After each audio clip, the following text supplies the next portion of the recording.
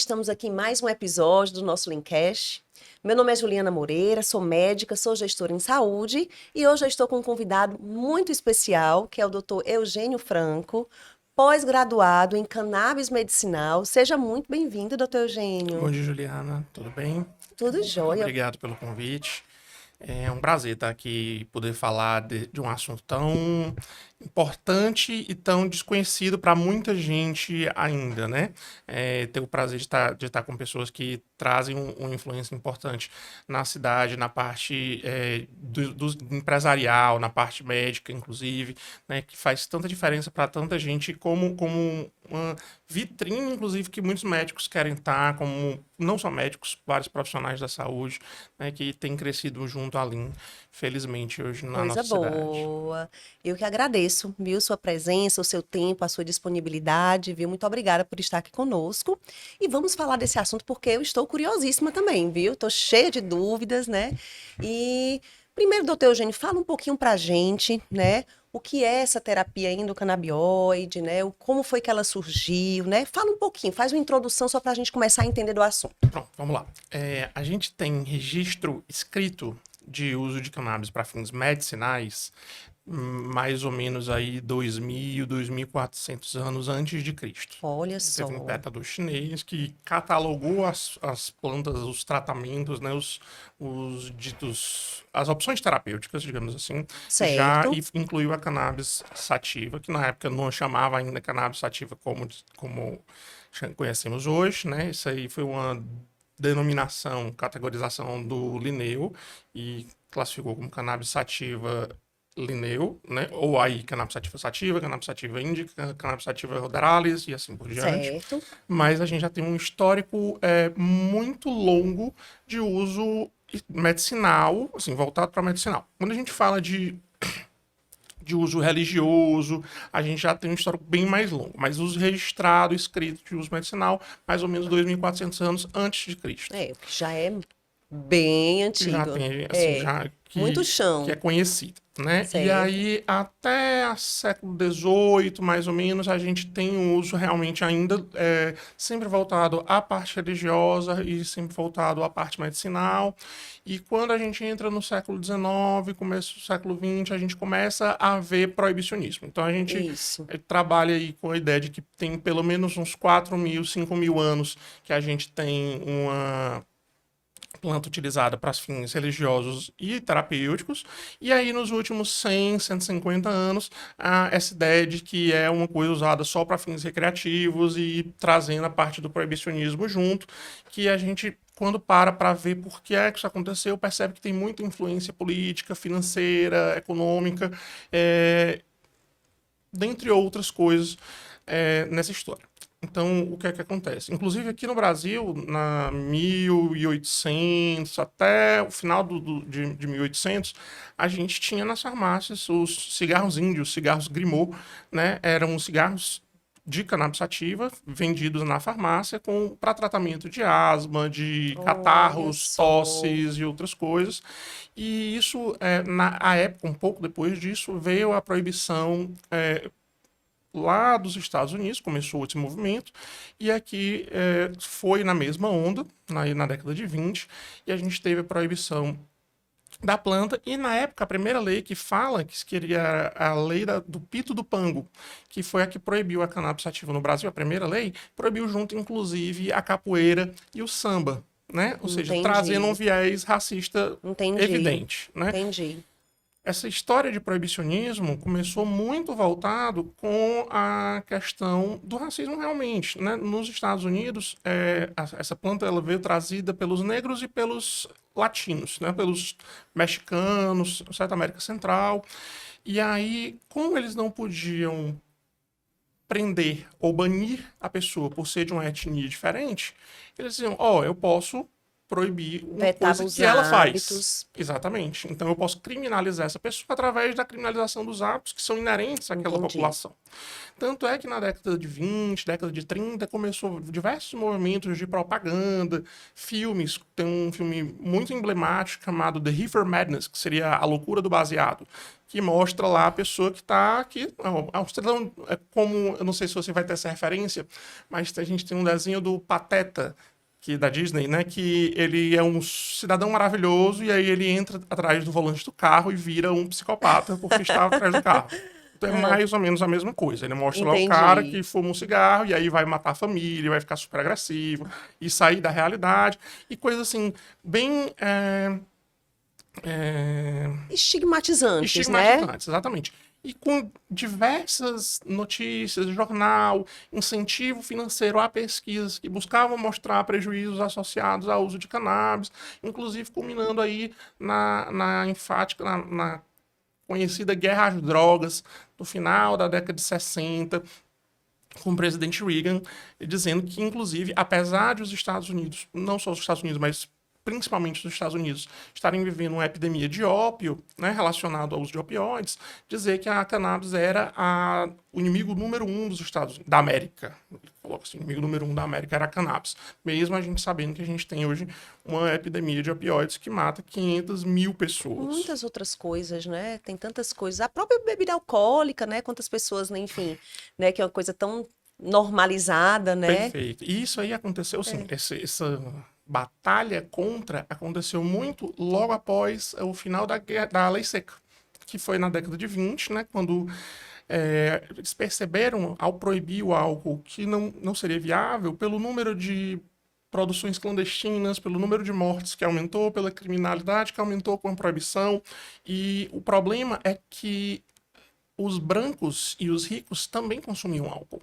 Então você viu que estava mexendo com gente que não deveria, digamos assim. Entendi, Quando entendi. você para de atacar o álcool, né, quando você suspende a lei seca, o dinheiro que foi voltado, o dinheiro que foi investido para essa proibição, começa a precisar de um dono, precisa tá órfão.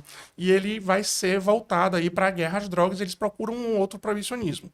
No caso, o proibicionismo relacionado a cannabis facilitava, porque não era um hábito de ricos, não era um hábito de brancos, era realmente um hábito de negros e chicanos, pejorativamente. Inclusive, lá eles utilizam o termo marihuana, é um termo pejorativo, realmente, assim como maconha, inicialmente aqui foi um termo pejorativo, na verdade, o termo original é cânhamo, que é o que é utilizado quando a gente se refere hoje em dia à fibra de cânhamo, ao uso para tecido, ao uso para, inclusive para próprio tratamento medicinal, que a gente chama de cânhamo, apesar de todos serem aqueles que têm uma concentração de THC menor do que 0,3%, é a mesma planta. E a gente fala daqui a pouco sobre isso, mas Certo. quando eles chegou aqui como cânhamo, e aí fizeram um anagrama, reorganizaram as letras, de cânhamo virou maconha, até para facilitar os escravos de esconderem dos senhores de engenho Entendi. aquilo Olha que ali. Então é interessante. a mesma palavra, só que rearranjada.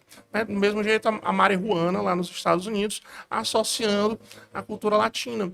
E aí eles tinham divulgações do tipo, olha, isso aqui está acabando com a nossa sociedade, está fazendo mulheres brancas se relacionarem com homens negros. Ela é uma droga utilizada nas festas de negros, ali principalmente na região sul dos Estados Unidos, que sempre foi mais escravagista e perdurou por mais tempo a escravidão nessa região.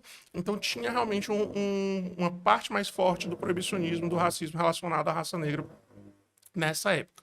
Então, isso fomentou muito o preconceito, né? E tentar banir, tentar segregar essas populações. Entendi. E quando foi que isso começou a mudar? Quando foi que surgiu novamente, né, assim, o cannabis como, né, como uma planta medicinal, vamos dizer assim? Vamos lá.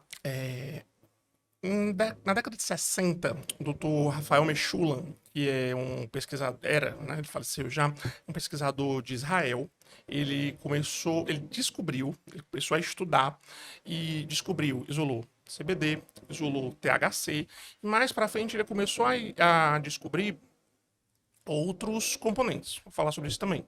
Mas apesar de, hoje em dia, o CBD ser o queridinho da mídia, né? O THC foi que puxou as pesquisas. Porque realmente, principalmente na década de 60, 70, com a contracultura, o movimento hippie, teve muito interesse no estudo de psicodélicos, no estudo de substâncias psicoativas. Então, LSD, psilocibina e o próprio THC, à época, apesar de serem categorias diferentes, houve um estudo maior nessa época. Já havia a proposta da guerra às drogas, então já era um negócio criminalizado no mundo todo, e o Dr. Mechoulam conseguiu a matéria-prima para a pesquisa com um amigo na polícia. Ele conversando comigo da polícia, disse, não, pode vir aqui que eu tenho. E Sim. vai lá o professor Mechoulam na delegacia, sai com uma mochila cheia de maconha e leva para o laboratório e começa a pesquisar e começa a descobrir tanto é que isola nessa época já o THC e já se havia isolado o CBD, mas como não se conhecia ainda as características potenciais do CBD, realmente a pesquisa era atrás do THC. Foi descoberto, isolado o THC, continuou-se pesquisando.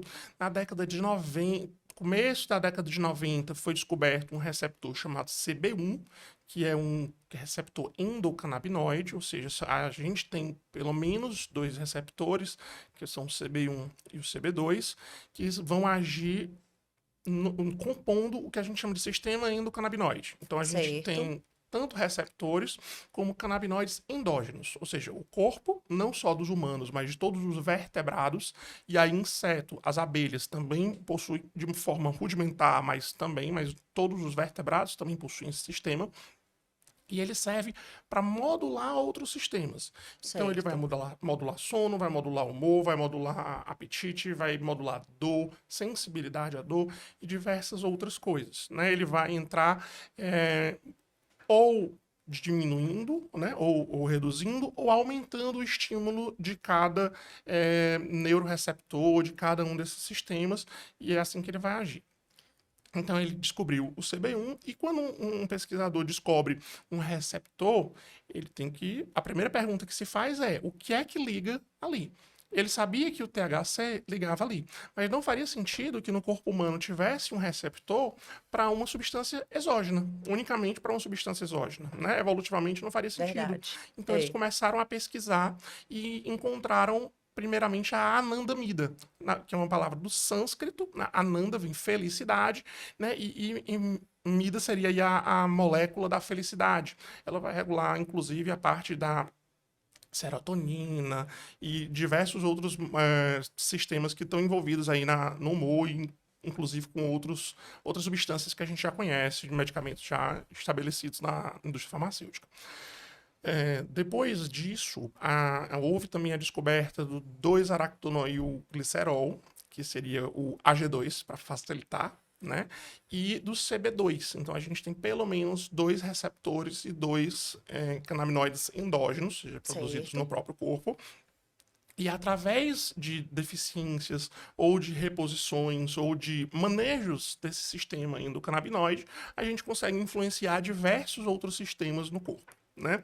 Hoje em dia, as pessoas, por conta dessa parte midiática, por conta da internet, por conta da globalização, tudo é muito grande, tudo chama muita atenção, tudo é muito divulgado, e muitas vezes sem filtro, sempre com a tendência midiática mesmo de chamar atenção. Como tudo, né? Então, o que é que acontece?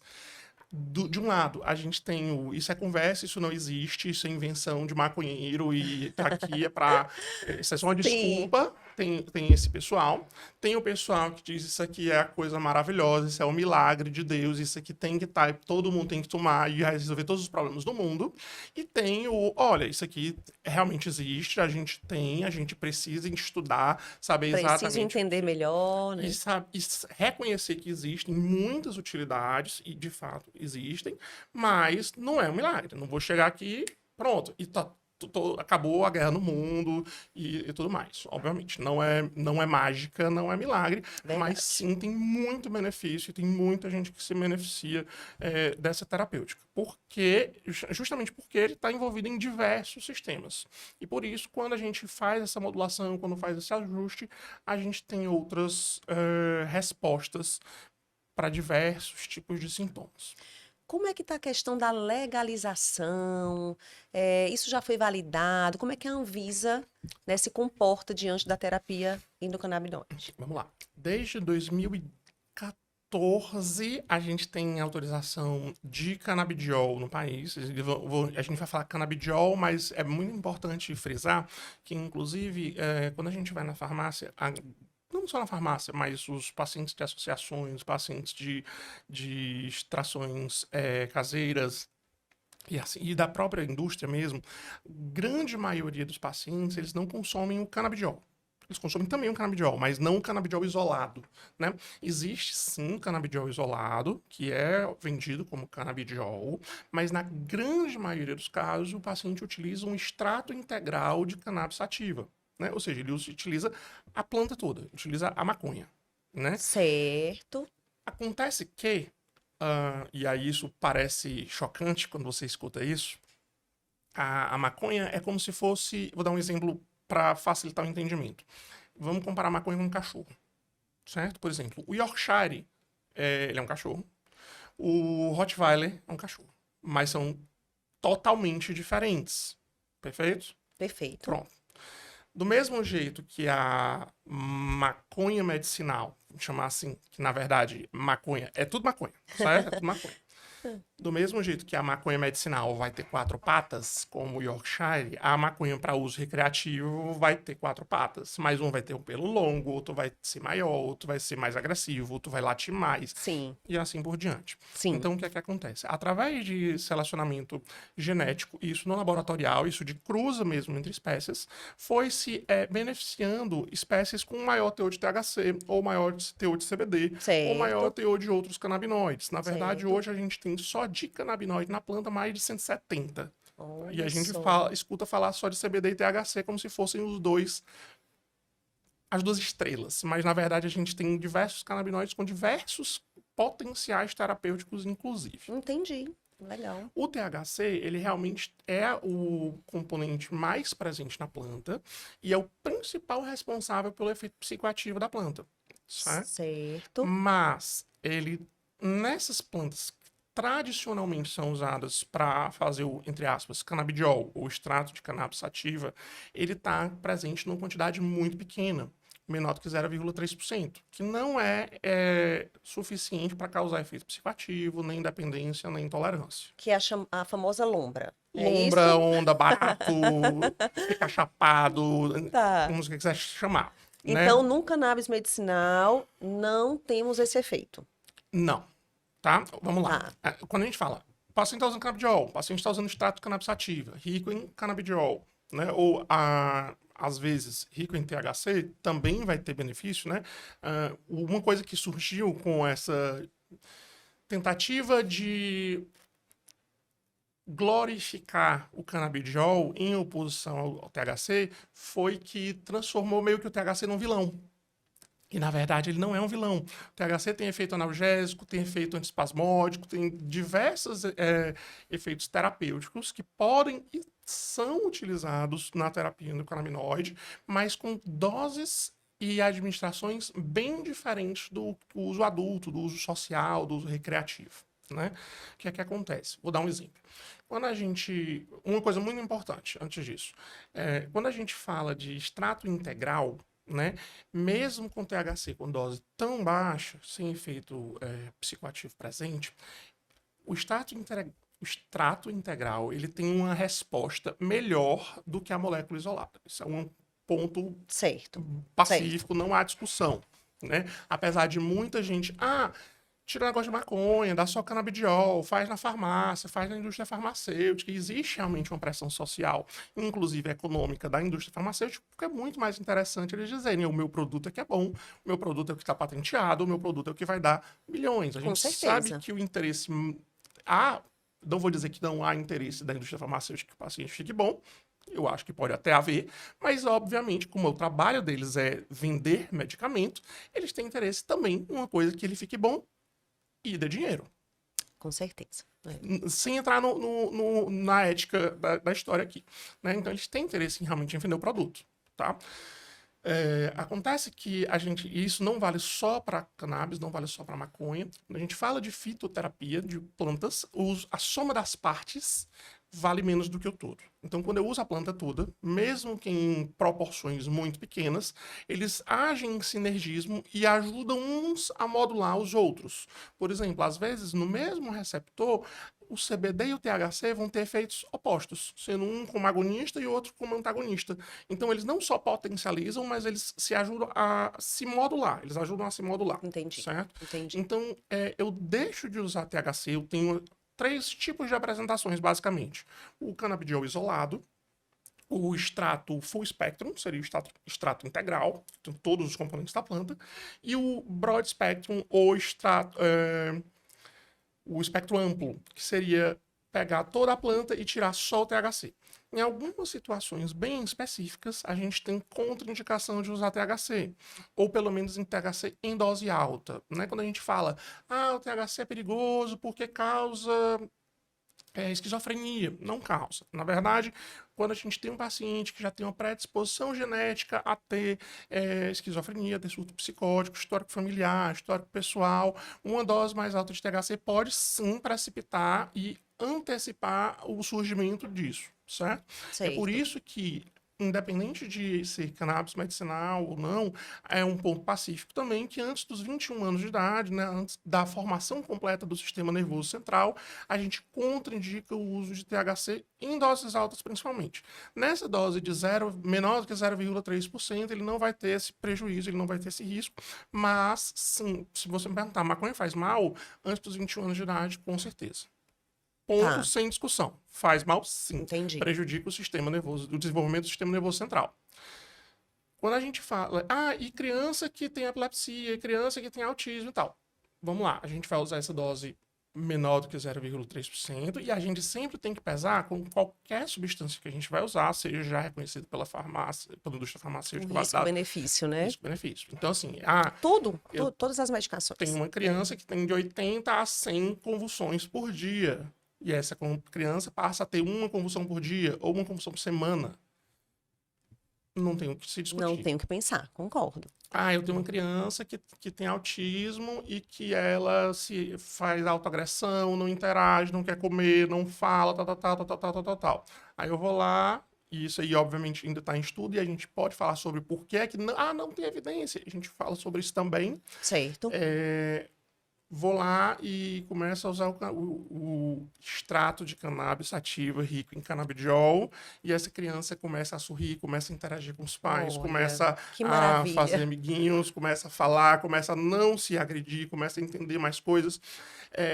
Você olha e você vê uma mãe que morre de chorar, e isso é tão verdade que hoje em dia grande parte das associações de pacientes começaram com mães que ouviram falar, começaram a trazer medicamento de forma muitas vezes ilegal para essas crianças, viram a resposta, outras mães viram, se uniram, começaram a juntar e assumiram o risco de serem consideradas traficantes, assumiram o risco de ser consideradas presas, conseguiram na justiça o direito ao autocultivo e à formação de associações de pacientes e tudo isso não é porque já tinha evidência, não, porque elas foram fazendo e foram vendo a resposta e realmente viram que isso mudava. Enxergaram na própria pele, né? Exatamente. Então, assim, para algumas coisas a gente já tem evidência. Na década de 70, o Rafael Mechoulam, que eu tinha comentado, né, israelita, junto com um outro cientista, que eu não me lembro agora, e com o doutor Elisaldo Carlini, brasileiro, certo? Já faleceu, se eu não me engano, em 2021, 2022, mas recentemente. Eles fizeram um estudo duplo cego para testar o efeito anticonvulsivante do canabidiol, o extrato de cannabis sativa rico em CBD, né, em canabidiol. E foi visto realmente que era um estudo pequeno, apesar do duplo cego, acho que 7 ou 8 pacientes, e tinha uma resposta absurda. Tanto que hoje em dia a gente tem recomendação de bula para síndromes como síndrome de Dravet, síndrome de Lennox-Gastaut, que são síndromes de epiléticas de difícil controle, né, de refratárias a diversas medicações, e a gente tem já indicação de bula reconhecido pela Anvisa, reconhecido por diversos países, como indicação de uso, realmente, né? Então, e lembrando que, nessa época, ditadura militar, Então, tudo proibido aqui, mesma coisa. Eram pessoas disruptoras do sistema, até transgressoras, se você for pensar, é botar a cara a tapa realmente, podendo ter sido preso, podendo. Verdade. Porque não era tipo assim, Verdade. ô, por favor, presidente, me aí uma autorizaçãozinha aqui só pra pesquisar isso aqui. Ô, tá certo, o que é? É uma maconha. Não, vamos lá, presos, né? Vamos torturar ele Bem por aqui. aí, bem É, por aí. isso. É. Então, hoje, né, qual seria o caminho para Ah, conseguir fazer esse tipo de terapia? eu acabei me empolgando e fugi da resposta. Não é assim. O que é que A acontece? pessoa é apaixonada pelo assunto, né, Eugênio? Aí, Pelo menos desde 2014, a gente tem autorização para uso de canabidiol no Brasil, tá? Desde 2014. 2014. Desde 2019, a gente teve uma facilitação muito grande em relação à importação, mas a gente tem na farmácia hoje, assim, quais são os métodos que a gente tem para aquisição de canabidiol, de extrato de cannabis sativa integral rico em canabidiol no país? Número um, farmácia. Você passa por uma consulta, faço uma receita para você. Atualmente ele é considerado, ele está na lista de remédios controlados, digamos assim, Receita receita azul, azul ou amarela, dependendo da quantidade de THC presente. certo. Menor do que 0,3, receita azul, maior do que 0,3. Farmácia comum? Farmácias de rede, essas que você vai e a cada meia esquina tem 4. Eu Pronto, sei. tem. Você vai, Então vai. não é manipulado. Não é manipulado. Na verdade, eu acho que no meu conhecimento não existe nenhuma farmácia de manipulação autorizada a manipular cannabis Entendi. sativa no país. Até onde eu sei. Posso estar enganado, mas se tem, assim, são exceções de É, com autorização judicial. mas está entendido, né? Eu tinha essa dúvida se vendia nas farmácias comuns e Vende na já entendi farmácia. que sim. E na farmácia. Outra opção, associações de pacientes, né? Geralmente você vai passar para consulta do mesmo jeito, seja alguém que já é especificamente da associação, ou muitos médicos são associados a essas associações porque realmente chamam a atenção, trazem muitos pacientes e eles precisam realmente de atendimento, atende o país todo. Hoje em dia, por exemplo, a Abrace, que é acho que a maior, a mais conhecida associação, esse brochezinho é inclusive da Abrace, lá da Paraíba. Eles atendem aí por volta de 40 mil pessoas, mais ou menos. Uau! Assim, é um negócio muito grande do país todo. E aí o que é que acontece? A pessoa paga uma E taxa na Paraíba? na Paraíba. Que legal. Paga uma taxa anual para ser associada, até para manutenção, porque são instituições sem fins lucrativos, né? Paga uma taxa de associação e consegue comprar o óleo a um preço mais barato do que na farmácia, concentrações diferentes na grande maioria das vezes.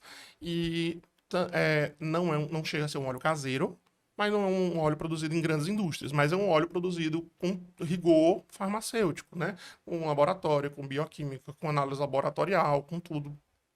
E assim por diante, certo? E Ótimo. a terceira opção é a importação.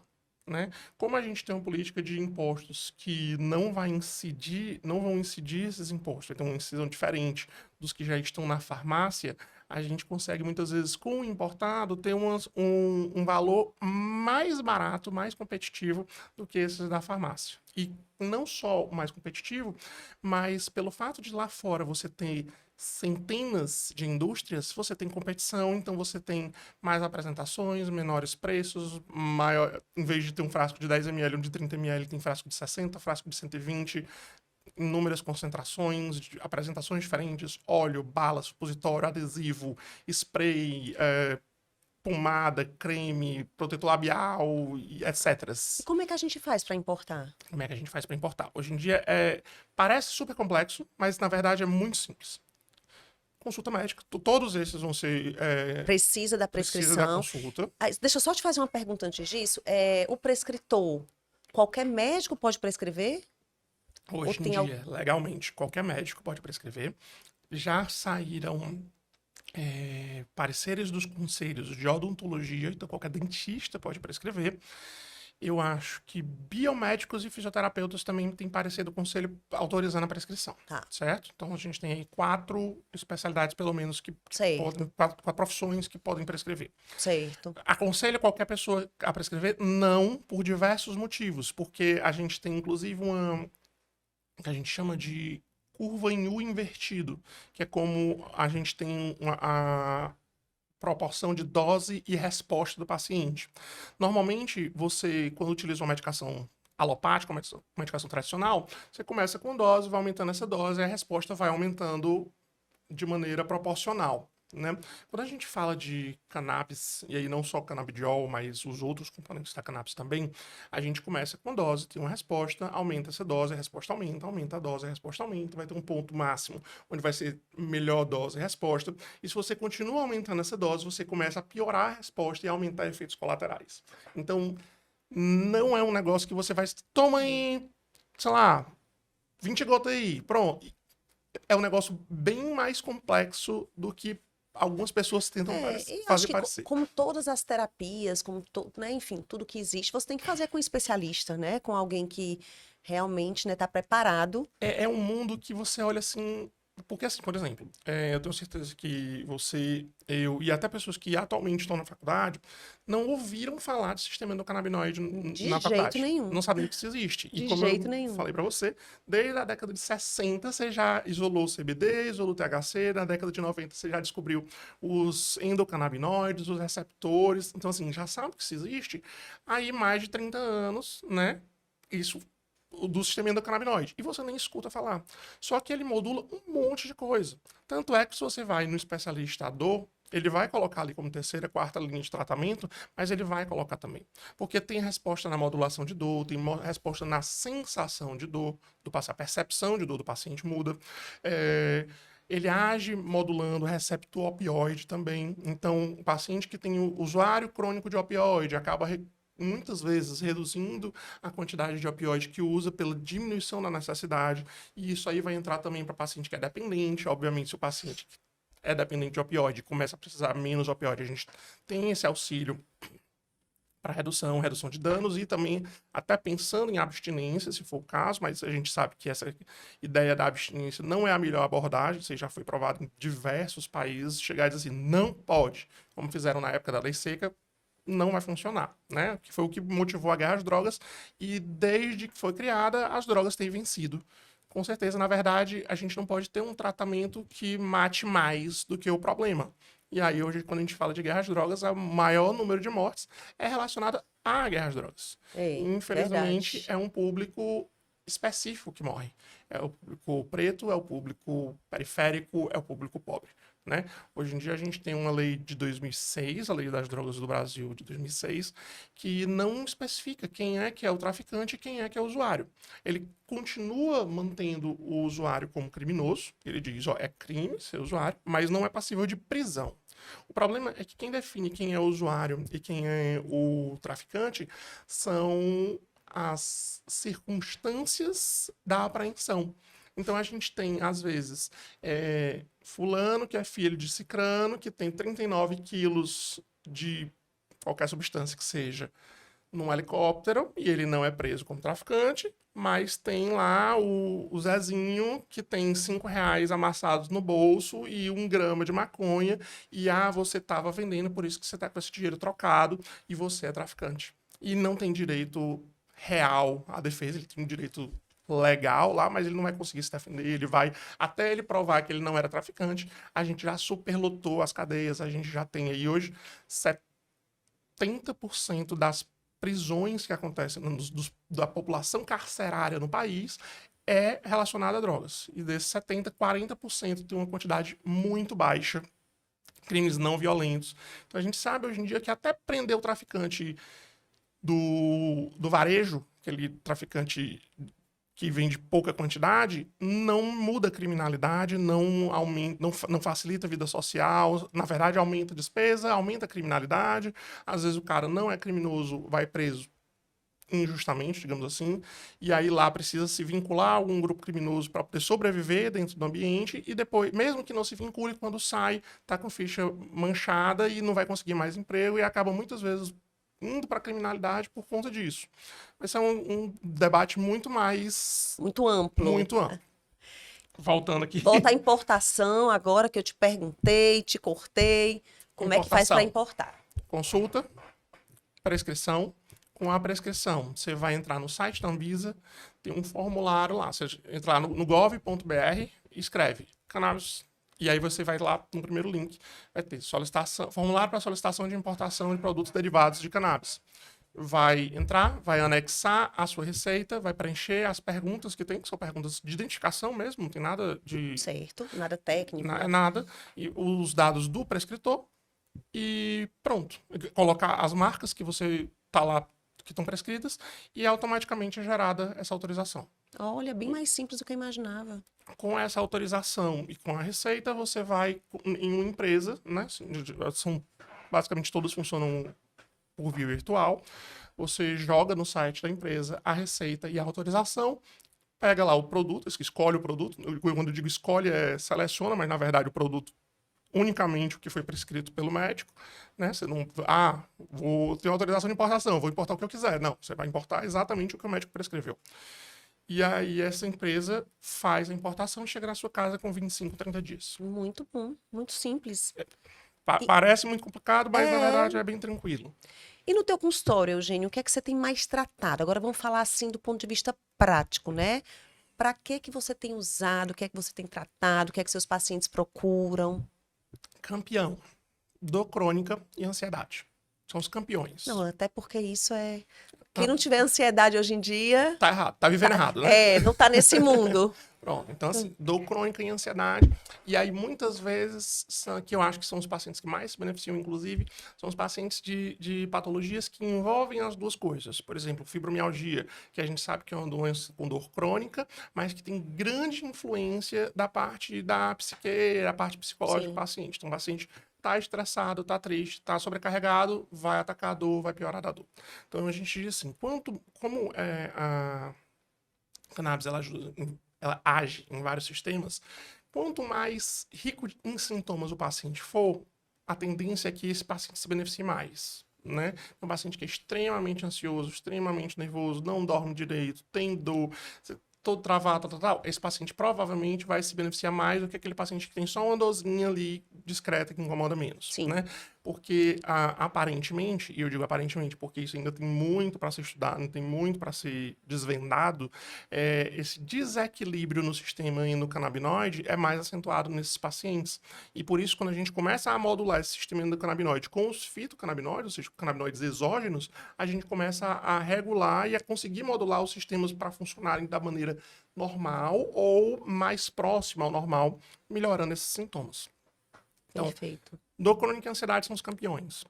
Paciente com demência, e aí principalmente problemas, demandas comportamentais da demência. Por exemplo, paciente com Alzheimer avançado. Vai usar maconha e vai ficar bom. Não vai. Não vai. A proposta, na verdade, nem é essa, né? A proposta é muito mais de trazer qualidade de vida e controle de alguns sintomas para esse paciente. Muitas vezes o paciente que tem um Alzheimer, um Parkinson avançado, tem queixas de ansiedade, tem queixas de depressão por conta dessa limitação, desorientação, agressividade. Esse tipo de comportamento melhora, né? Traz qualidade de vida com o uso do canabidiol, às vezes com o uso do THC, diminui risco de queda, né? Assim, tem vários benefícios que a gente vê nesses pacientes, certo? Então, tem benefício sim. Não é uma proposta de vou parar, vou resolver, vai ficar bom. Apesar de que, hoje em dia, a gente sabe que a cannabis, né, o canabidiol, ele tem efeito reparador neuronal e tem efeito para produzir novos neurônios. Ao contrário do que se acreditava ali da década de 60, 70, que maconha mata neurônio. Isso é mentira. Olha só. Quantas crenças a gente tem que derrubar, né? Foi feita uma pesquisa, essa história de que maconha mata neurônio, foi feita realmente uma pesquisa que disse isso. Só que como é que era feita essa pesquisa? Eles pegavam os macacos rhesus, né, que são mais utilizados para pesquisa, e davam maconha para esses macacos. Como é que dava maconha? Dava um cigarrinho na boca deles? Não. Eles colocavam ele em caixas fechadas, né, com máscaras, ou mesmo só na caixa fechada, e queimavam vários cigarros de maconha, equivalente a, por exemplo, 60 cigarros em 15 minutos. Várias vezes por dia, ou várias vezes na semana, todo dia lá 60 cigarros de uma vez. Gente, coitados dos macaquinhos. Obviamente esses macaquinhos morriam, né? E aí, quando iam fazer a autópsia desses macaquinhos, tinha lá muita lesão neuronal. Acontece que se eles tivessem usado, por exemplo, dinheiro para queimar e fazer a mesma coisa, por conta da fumaça, por conta da hipóxia causada por isso, esses macaquinhos também teriam morrido e iam dizer, dinheiro mata neurônio. Às vezes até é verdade. É. Mas, e nessa época, e tem muitos relatos, assim, Se você for começar a pesquisar, começar a estudar a história por trás disso, e tem muitos registros disso, realmente eles incentivavam a pesquisa que buscava mostrar prejuízos relacionados ao uso de cannabis ou ao uso de psicodélicos e vetavam pesquisas que buscavam trazer benefícios, buscavam mostrar benefícios. Então, eles realmente tinham uma influência política absurda. Né? Não só política como financeira. O pessoal que produzia algodão e o pessoal do petróleo eram contra o uso do cânhamo, porque a fibra do cânhamo ela é extremamente resistente. Ela usa 4 vezes menos água que o algodão para ser cultivada, ela é colhida mais rapidamente e ela agride menos o solo, ela é mais resistente a pragas e dentre outras vantagens. A gente nem vai falar do nylon, que o nylon é derivado de petróleo e aí é que se esgota, né? Um recurso que se esgota, então acho que nem precisa nem entrar. Mas assim, tem muito benefício em relação ao uso da fibra do cânhamo em relação ao algodão. Tanto que hoje em dia a gente tem empresa de concreto que usa cânhamo. A gente tem roupa, óculos, tecido, papel, uso de planta e de semente para fazer óleo, para alimentação de animais, para um monte de coisa que dá para fazer usando a maconha, não só o remédio. O remédio é mais uma das opções. Tá. Né? E sobre as vias de administração? Você já falou de óleo? O mais frequente, o mais comum, disparado, é o óleo. Certo? Certo. É o Mas ele é oral? oral. Assim, Oral. sublingual ou oral. Tá? Mas geralmente sublingual, porque tem uma absorção um pouco mais rápida, não vai passar Certo. pela via de metabolização do fígado, assim, vai ter uma absorção inicial já mais rápida. O canabidiol, assim, os canabinoides, eles são lipossolúveis, então sempre por isso que a gente fala muito de óleo, porque se você diluir em água, não vai diluir, na verdade, vai ficar separado. Certo. Então ele sempre precisa de um meio gorduroso, né? Normalmente o óleo, glicerídeo de cadeia média, óleo de coco, azeite, enfim, óleo Certo. para ser utilizado. Então, oral ou sublingual. Hoje em dia, quando a gente fala de importados, a gente tem cápsula, a gente tem comprimido, a gente tem patch, né, adesivo transdérmico, a gente tem sais de banho, lip balm, né, aqueles batons, batom, vai, protetor labial, spray, flow in natura para vaporização, né? A gente não recomenda fumo, porque realmente não tem como negar que fumo traz prejuízo à saúde, ponto. Não tem o que se discutir nisso aí, né?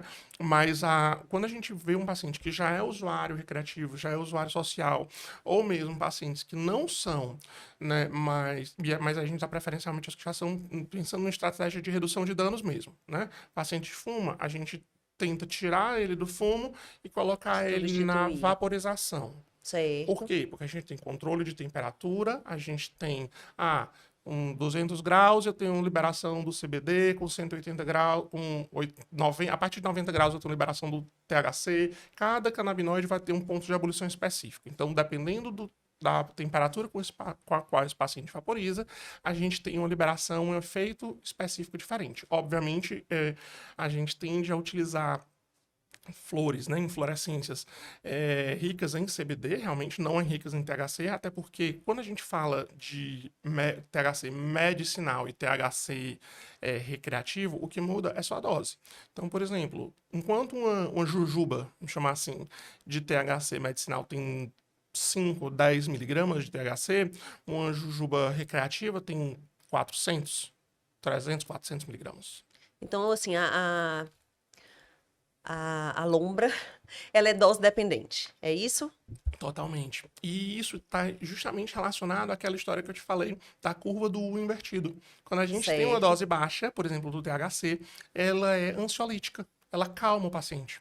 Mas se eu tenho uma dose alta, ela tende a ser ansiogênica. Entendi. E os pacientes que fazem uso recreativo, eles tendem a ter uma resposta menos eficaz quando eles vão fazer uso medicinal? Existe alguma resistência? Enfim. Resistência do THC. Do CBD, não. Por quê? Porque assim como os cachorros que a gente falou, né? O que a gente chama hoje em dia de strain ou cepa, que na verdade não seria cepa, o certo seria quimiovariante, né? Os tipos de maconha que são usados recreativamente, eles foram selecionados para ter altas doses de THC, 20%, 30%, e o CBD ou indiferente ou ausente. Uma dose ridícula de CBD. Então, esses pacientes vão ter tolerância, sim, ao THC. É sabido que o THC causa dependência, causa tolerância, numa quantidade muito menor que o álcool e muito menor que o tabaco, por exemplo, mas causa sim, por volta de 9%. Hoje a gente tem 18% para o álcool, mais ou menos, e 30% para o tabaco, então, que são legalizados e têm efeitos bem mais prejudiciais, inclusive. Mas o THC sim vai causar tolerância. Então, nesse paciente, por exemplo, paciente que é usuário e vai fazer uso por dor crônica, esse paciente, quando a gente fala de dor crônica, tem que ter THC para tratar. Vai ajudar realmente, o THC vai fazer diferença. Não necessariamente numa dose com efeito psicoativo, mas ele tem que estar mais presente do que só esse 0,3, então um pouco mais alto. Esse paciente pode precisar de uma dose um pouco mais alta de THC, sim. O que já é usuário. Se você vai utilizar, por exemplo, para ansiedade, você vai dar preferência ao CBD para o tratamento, não vai influenciar. Tá? A gente consegue só com o CBD. O uso de THC não influencia na tolerância ao CBD, por exemplo. Na verdade, não tem tolerância ao CBD. Você consegue sem prejuízo nenhum. Certo, perfeito. Então, assim, já entendi que temos uma gama grande de doenças, né, que podem ser tratadas, ansiedade, dor crônica, Parkinson, você falou também de Alzheimer, Autismo, epilepsia autismo, refratária, epilepsia. aí alguns distúrbios alimentares também você vai conseguir influenciar. Muitas vezes a gente iniciou o uso de cannabis na década de 90 para aqueles pacientes aidéticos mesmos, com AIDS, Certo. com síndrome consumptiva, né? Tirando, obviamente, a parte estereotipada, pejorativa disso, mas quando eu digo aidético, no sentido de que ele está realmente com síndrome da imunodeficiência adquirida, né? Consumido, sem conseguir comer. Certo. Então, era utilizado o efeito colateral, que seria a larica, a vontade de comer, o aumento do apetite, Olha para só. ganho de peso nesses pacientes. Mesma coisa para pacientes que fazem quimioterapia e tem muito efeito de vômito, muito efeito de não conseguir se alimentar, e aí ele usava o efeito colateral justamente nesse sentido. Então, assim, começou-se essa abordagem no boca a boca, principalmente, mas também com a avaliação científica depois, nesses pacientes com boas respostas. Hoje em dia, o que a gente tem de evidência forte, robusta, com certeza, epilepsias refratárias, né? Principalmente Lennox-Gastaut e Dravet, e esclerose múltipla. Paciente que tem esclerose múltipla tem contrações involuntárias extremamente dolorosas, tem indicação de bula, realmente, de uso, inclusive, de THC um pouco mais alto para poder ter controle dessas doses. O resto é muito ainda em estudo, mas tem se mostrado promissor. O problema é que o pessoal gosta de dizer assim, isso aqui que você está falando não tem evidência. Mas tudo bem, pois então, por que não tem evidência? Porque não tem estudo. Tá bom, pois então, beleza, vamos fazer o estudo. Então você não pode fazer o estudo. Por quê? Porque é proibido. E por que é proibido? Porque não tem evidência. E fica nessa... Virou uma bola de É um neve. pouco mais difícil você ter evidência de um negócio que é proibido, né? Basicamente no mundo todo. Se houve uma onda de proibição mundial, né? E as pessoas cobram evidências de uma coisa que até pouco tempo atrás não se podia falar Nem disso. falar, Que era do exatamente. capeta, que não sei o quê, era destruir a sociedade. E hoje em dia os países que iniciaram essa onda de proibição dos Estados Unidos, por exemplo, mais da metade, na verdade, quase todos os estados já tem algum grau de liberação, seja ele medicinal ou mesmo uso social, uso recreativo. Na grande maioria dos estados já tem, inclusive, liberação para uso recreativo nos Estados Unidos. Então, a tendência mundial realmente é de mudar esse quadro, mudar essa percepção e até pouco tempo atrás, até 8 anos atrás, você tinha a cannabis na mesma lista, na mesma categoria, por exemplo, da heroína, que era de alto risco e sem nenhum efeito benéfico, sem nenhum efeito medicinal. Então, assim, isso tudo influência política, né, que a gente sabe há muito tempo já que sim, ela tem efeito medicinal, mas foi classificada como não tendo nenhum efeito medicinal e de alto risco de dependência. Que também não é verdade. Tem efeito de dependência, sim. Pode ser prejudicial, sim. Mas tem sim benefício e, inclusive, é menos prejudicial do que muitas substâncias que são liberadas, que são... Não, completamente. Eu sempre dizia para os meus pacientes, quando eu fazia consultório, que assim, a diferença do remédio para o veneno é a dose, né? Então, tantas medicações que são aí usadas né, de forma indiscriminada e que as pessoas consideram bobas, tem efeitos colaterais gravíssimos, dependendo da dose que foram Os utilizados, né? benzodiazepínicos, por exemplo, É, né? Assim, nos Estados Unidos a gente fala muito em crise de opioide. Aqui o povo tem muito medo de prescrever opioide, de usar opioide. Mas o benzodiazepínico é a rodo, é né? arrodo. Quantas pessoas não chegam quase que diariamente? Renova essa receita pra mim, renova essa receita pra mim, receita Demais, extremamente demais. comum. Só que a gente sabe que uma E o dose. vizinho que prescreve, viu? Exatamente. Ah, meu vizinho usou, eu usei, Meu pai tá usou, meu ótimo. irmão, meu marido, então passa pra mim também que tá dando É, certo. e já faz assim, faz 10 anos que eu uso já, tranquilo. É, E a pessoa não entende que aquilo ali causa dependência, que causa tolerância, é, maiores do que a cannabis, inclusive, é. que causa prejuízo cognitivo ao longo do tempo, né? Acelera a demência, traz prejuízos irreversíveis, inclusive, que é um outro ponto chave que o pessoal fala. Cannabis deixa a pessoa retardada, cannabis deixa a pessoa esquecida, blá blá blá.